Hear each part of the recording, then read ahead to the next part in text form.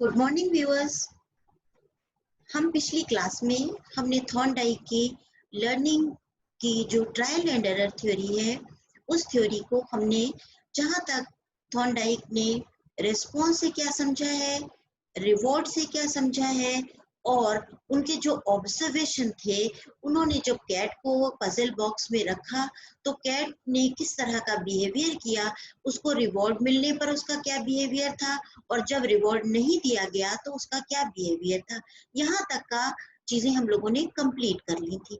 अब हम ये देखते हैं कि ये जो थ्योरी हमने स्टार्ट किया था, ट्रायल एंड एरर थ्योरी, किस तरह से अपनी फाइंडिंग्स के बेसिस पर थॉर्नडाइक ने एक लर्निंग थ्योरी हम एजुकेशन के फील्ड में स्टैब्लिश की और इस थ्योरी का जो डेवलपमेंट है, इस थ्योरी को जो फॉर्मेशन है वो किस तरह किया गया। इसके लिए मैं आपके साथ एक स्लाइड शेयर करती हूँ।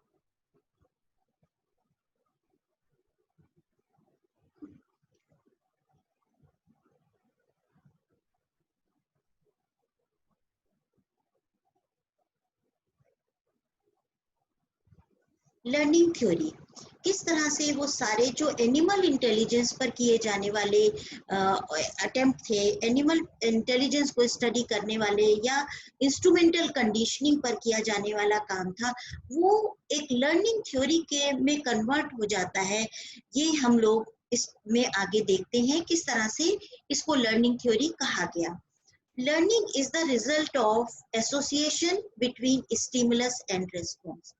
जब थॉर्नडाइक ने वेरियस एक्सपेरिमेंट्स करने के बाद एक इस पॉइंट पर या इस फाइंडिंग पर पहुंचे, इस नतीजे पर पहुंचे कि जो लर्निंग है, जो रेस्पॉन्स है, वो जो लर्निंग का रेस्पॉन्स है, यानी लर्निंग का रेस्पॉन्स मतलब वो सक्सेसफुल ट्रायल, वो किस चीज का रिजल्ट है, वो एक एसोसिएशन का रिजल्ट है और वो एसोसिएशन किन दो चीजों के बीच बन रहा है।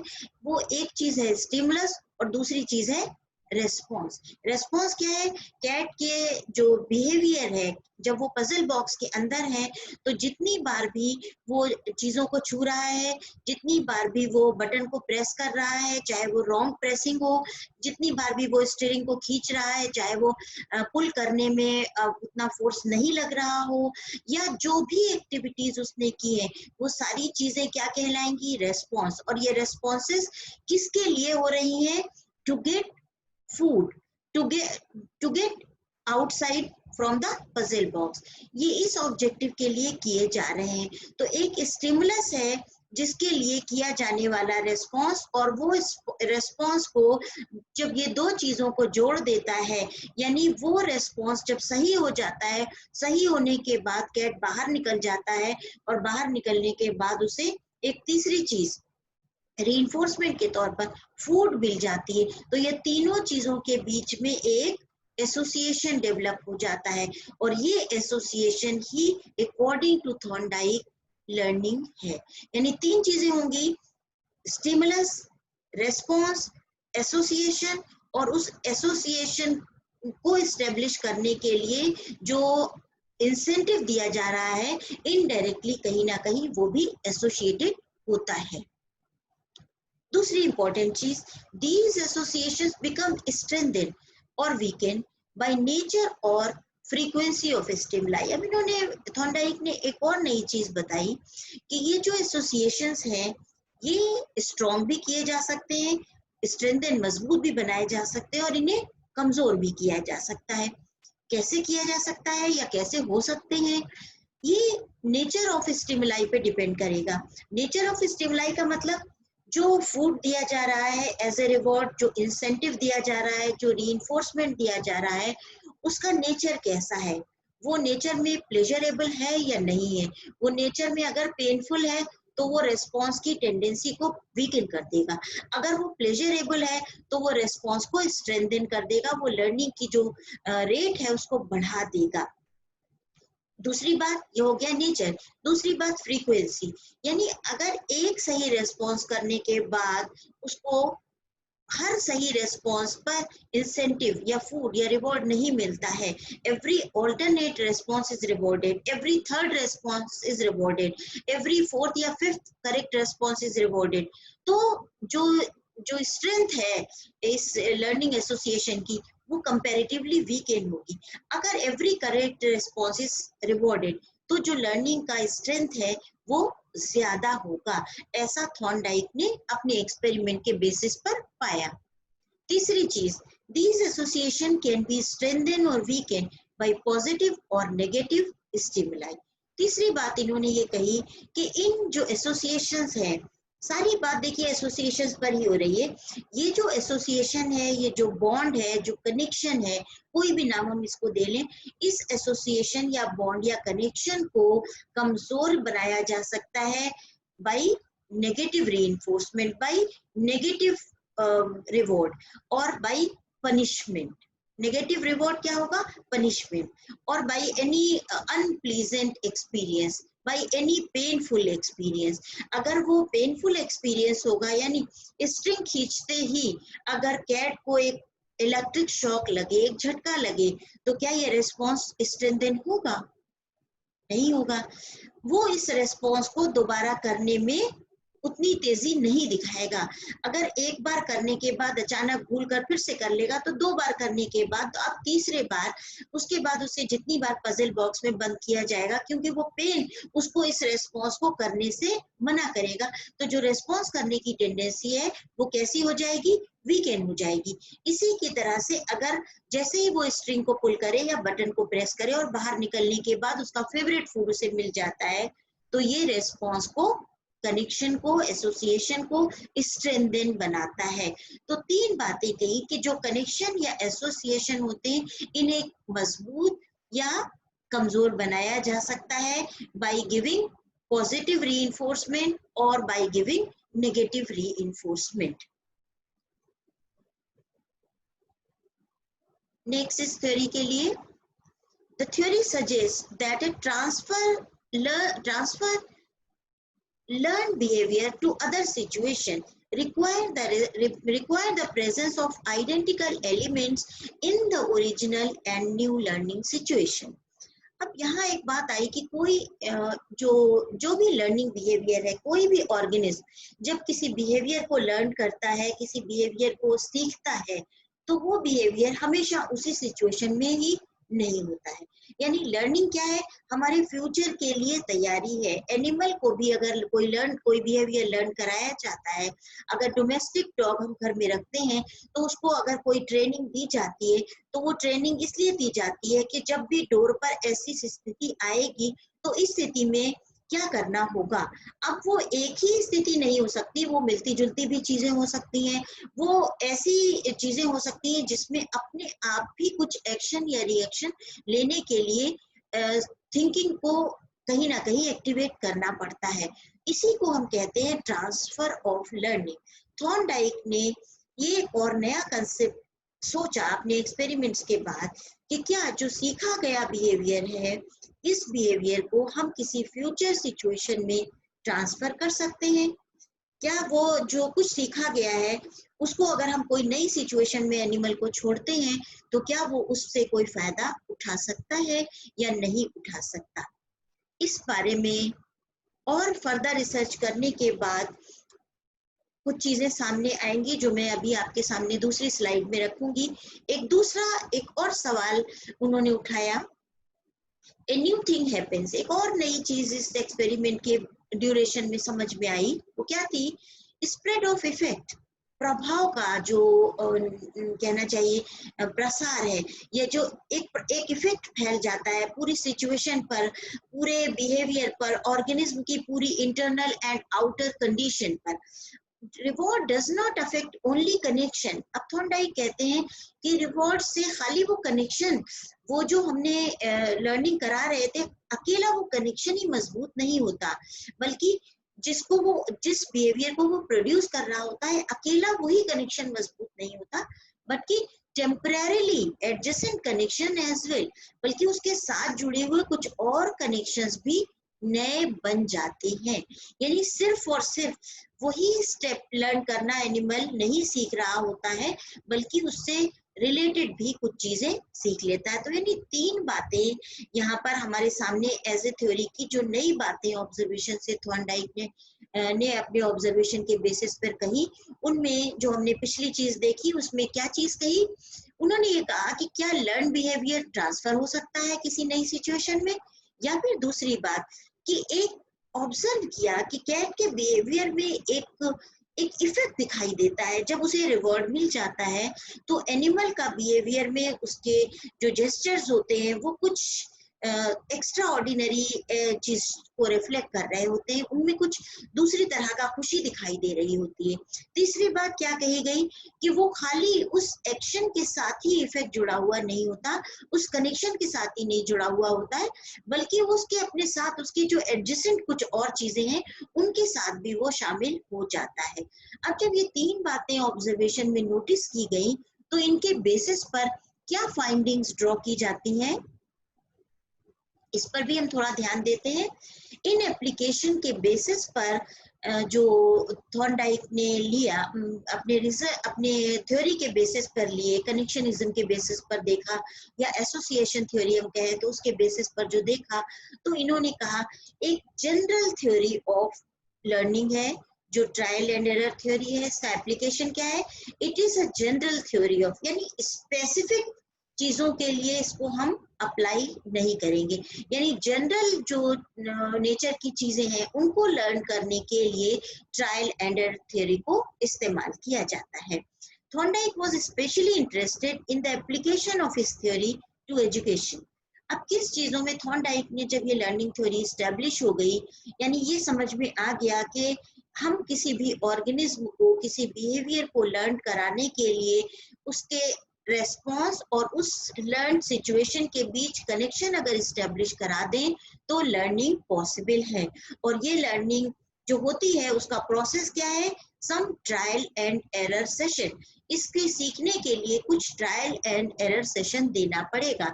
तो उन्होंने इसको फॉर्मल एजुकेशन में इसके एप्लीकेशन के लिए सोचा और ये कहा कि ये लर्निंग थ्योरी जनरल जो सब्जेक्ट्स हैं उनकी लर्निंग में इस्तेमाल की जा सकती है, ह्यूमन लर्निंग में भी हम इसे अप्लाई कर सकते हैं, और इससे उनका एक रुचि डेवलप हुई कि हम उसको एजुकेशन के फील्ड में अप्लाई करें, स्पेशली किस चीजों के लिए, मैथमेटिक्स की लर्निंग के लिए, स्पेलिंग्स को लर्न करने के लिए, या रीडिंग के लिए, measurement of intelligence and adult learning में इंटेलिजेंस को मेजर करने के लिए और एडल्ट्स को कुछ चीजें लर्न कराने के लिए। तो 5 फील्ड वो बता रहे हैं। मैथमेटिक्स में ये एप्लीकेबल है, यानी मैथमेटिक्स में फॉर्मूलाज लर्न करने के लिए, किसी स्टेप्स में किसी चीज को सॉल्व कराने के लिए, यानी आप किसी लर्नर को कुछ काम दे दीजिए करने के लिए कि आपको ये टेबल याद करना है, कुछ देर तक वो टेबल याद करेगा, कुछ आपने कहा 10 टाइम्स इसको लर्न करिए, दोबारा से हम इसको रिकॉल कराएंगे, जब आप रिकॉल कराएंगे कुछ एरर्स बीच में आएंगी, वो एरर्स आएंगी, आप फिर से कहेंगे you go and learn again, दोबारा से लर्न करेंगे, फिर कुछ ट्रायल्स करने के बाद फिर से परफेक्शन आएगा, फिर कुछ ट्रायल्स करेंगे और अल्टीमेटली वो लर्निंग हो जाएगी। तो ये क्या चीज बताई जा रही है, यानी एजुकेशन में मैथमेटिक्स के कॉन्सेप्ट को, फॉर्मूलाज को या टेबल को लर्न करने के लिए, इसी तरह से स्पेलिंग्स को लर्न करने के लिए, वर्ड्स के बीच में एक एसोसिएशन डेवलप करके, यानी TOY ट्रॉय, THAT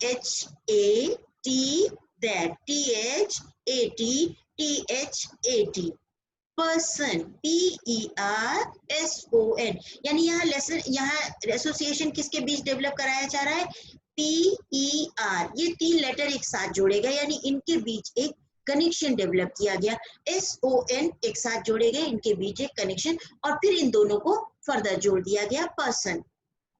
तो ये चीजें इन्होंने इस तरह से कहा कि एजुकेशन के फील्ड में इसका एप्लीकेशन किया जा सकता है। रीडिंग के लिए इसको, यानी जब बच्चे रीड आउट करते हैं किसी पैसेज को तो उनको रीड करने के लिए कहा जाता है, और वो रीडिंग के कॉम्प्रिहेंशन के लिए जितनी भी एरर्स होती हैं लाउड रीडिंग में, वो रीडिंग की बार बार रीडिंग करने से, ट्रायल बार बार लेने से हेजिटेशन और प्लस परफेक्शन, ये दोनों चीजें डेवलप होती हैं।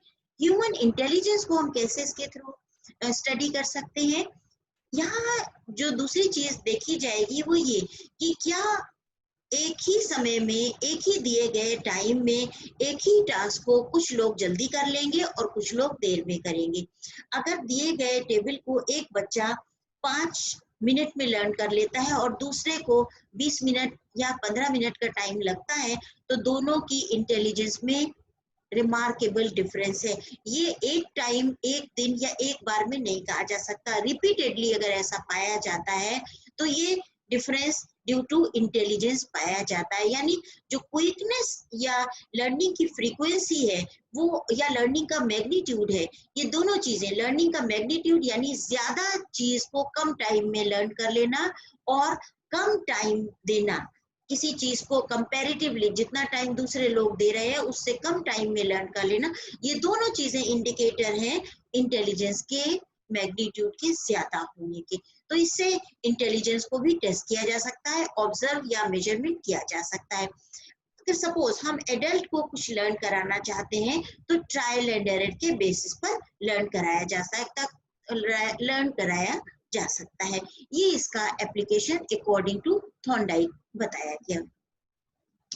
Strength trial and error theory की अकॉर्डिंग टू थॉर्नडाइक क्या है? इन्होंने ये कहा कि पहली चीज, बिहेवियर इज ऑब्जर्वेबल, यानी आप ये देख सकते हो कि ट्रायल एंड एरर जब हो रहा है तो उसमें ऑर्गेनिज्म का बिहेवियर किस तरह का होता है। आप यहाँ बहुत सी चीजें देख सकते हैं कि कौन सी चीज ऐसी है जो उस सिचुएशन में हिंड्रेंस का काम कर रही है। आप ये भी ऑब्जर्व कर सकते हो कि कौन सा एनवायरमेंट फैसिलिटेटिंग एनवायरमेंट है। आप ये भी देख सकते हो कि किन फिजिकल एनवायरमेंटल कंडीशंस में लर्निंग फैसिलिटेट होती है। आप ये भी देख सकते हो कि कब हम लर्निंग को बेहतर करा सकते हैं, कितने लोगों की प्रेजेंस में लर्निंग अच्छी हो सकती है। ग्रुप में किसी टास्क को लर्न कराने में फायदा है या किसी को इंडिविजुअली किसी टास्क को देने में, ये डिपेंड करेगा task to task and individual to individual. ये सारी चीजें देखी जा सकती हैं। तो इसका एक बहुत बड़ी स्ट्रेंथ है, इसका एक बहुत बड़ा फायदा है कि behaviour is observable and we can draw inferences for further learning, for further modification. इसके लिए हम ऑब्जर्वेबल बिहेवियर से फायदा उठा सकते हैं। नेक्स्ट चीज, एक और बात कही गई है कि इसमें नो गेसिंग इज पॉसिबल, यानी आप ये एक्सपेक्ट नहीं कर सकते हो कि which trial will become a successful trial, कौन सा हमारा ट्रायल होगा जो सक्सेसफुल ट्रायल होगा। खास तौर से अगर आप फिजिकल कोई ट्रेनिंग दे रहे हैं, सपोज आप शूटिंग की ट्रेनिंग दे रहे हैं, आप किसी जगह निशाना लगाने की ट्रेनिंग दे रहे हैं, इसी तरह आप हाई जंप या लॉन्ग जंप की प्रैक्टिस हो रही है, इसको एक्सरसाइज कराया जा रहा है, तो इसमें कोई ये इंडिविजुअल ये फैसला नहीं कर सकता है कि 10 ट्रायल करने के बाद 11वां ट्रायल सक्सेसफुल ट्रायल होगा। नहीं, हो सकता है कि 5th ट्रायल सक्सेसफुल ट्रायल हो जाए, और हो सकता है जब हम दूसरे दिन करना शुरू करें इस लर्न टास्क को दोबारा से, तो हो सकता है 5 की जगह 6 ट्रायल देने पड़े। तो कोई गेसिंग इसमें पॉसिबल नहीं होती है। आप ये नहीं गेस कर सकते हो कि हमें 3 ही ट्रायल में सक्सेसफुल हो जाना है। ये एक कंपैरेटिव स्टडी के लिए एक बहुत अच्छा टॉपिक है जो थॉर्नडाइक ने दिया, और आगे इस पर बहुत सारी रिसर्चेज हुई। जैसा कि मैंने आपको पहले कहा था, अब मैं ये स्टॉप करती हूँ शेयरिंग। जैसा कि मैंने आपसे पहले कहा था इस थ्योरी के स्टार्ट होने में कि ये एक बहुत ही इनिशियल लेवल की बेसिक लर्निंग थ्योरी है, जिसको हम बहुत इनिशियल स्टेज पर एजुकेशन के डालते हैं। खासतौर से वैसे ट्रायल एंड एरर की बहुत इंपॉर्टेंस है, स्पेशली मोटर स्किल के लिए, फिजिकल ट्रेनिंग के लिए, और मैथमेटिक्स के लिए, लैंग्वेज लर्निंग के लिए या प्रॉब्लम सॉल्विंग के लिए बिल्कुल भी इसको इस्तेमाल नहीं किया जाता है। प्रॉब्लम सॉल्विंग एक हायर मेंटल एक्टिविटी है, एक हायर लेवल ऑफ लर्निंग है, उसके लिए हम लर्निंग की दूसरी थ्योरीज को यूज करेंगे। यहाँ तक हम लोगों ने जो बेसिक लर्निंग थ्योरी थी, ये लर्निंग थ्योरी थॉर्नडाइक की थ्योरी थी, जिसको ट्रायल एंड एरर के नाम से हमने आज देखा है। अब इस थ्योरी को जो मैंने 2 बातें बाद में बताई हैं कि behaviour is observable and no guessing is possible. तीसरी और इम्पोर्टेंट चीज आपने पिछली स्लाइड्स में देखी होगी कि इसमें उन्होंने ये बताया कि एक इफेक्ट जो है वो देखने को मिला एनिमल के बिहेवियर में। ठीक, दूसरी और एक बात कही गई कि फ्रीक्वेंसी जो थी वो क्या रोल प्ले करती है, उससे जो लर्निंग का रेट है, जो लर्निंग का मैग्नीट्यूड है, वो इफेक्टेड होता है या नहीं होता। ये चीजें कहीं ना कहीं कुछ छोटे तौर पर सामने ऑब्जर्वेबल रही है, जिनको ऑब्जर्व किया है थॉर्नडाइक ने। और ट्रायल एंड एरर, ये जो टर्म यूज किए, ट्रायल जब कहा तो इसका मतलब है मोर देन 1 2 3 4 5 अटेम्प्ट, कुछ ट्रायल्स किए गए। तो तीन बातें, यानी कुछ ट्रायल्स को हमें अभी सोचना पड़ेगा, फिर इफेक्ट के बारे में सोचना पड़ेगा, रिवॉर्ड के बारे में सोचना पड़ेगा, और इन तीनों बातों के बारे में हम लोग 2-3 दिन सोचते हैं। और इसके बाद हम लोग अपनी नेक्स्ट लेक्चर में देखते हैं कि इन तीन चीजों के सोचने के बाद, इन तीन चीजों के आधार पर, इनके बेसिस पर थॉर्नडाइक ने कुछ फर्दर एजुकेशन के लिए काम किया था। वो काम हम लोग नेक्स्ट क्लास में अपने उसको डिस्कस करते हैं। So thank you for today's lecture.